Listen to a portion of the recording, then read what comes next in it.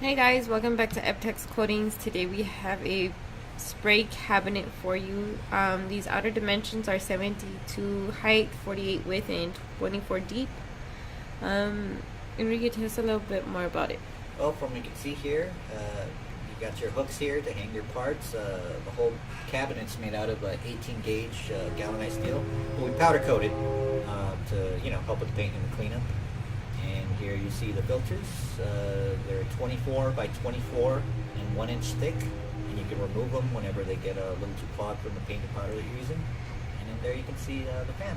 And the fan is like 8 inches, right? Yeah, it's an 8-inch fan. Rests on the top right now.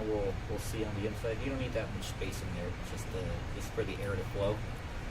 We're gonna go around the back and see. There's the filter. And that's easy access to clean them, right? Yeah, super easy. You just kind of grab a little wire and pop it out, and you could put a whole new one or clean that one out if it's not too dirty. So here we go, and almost there. That's where I'm pointing. You'll see the fan. There's the fan.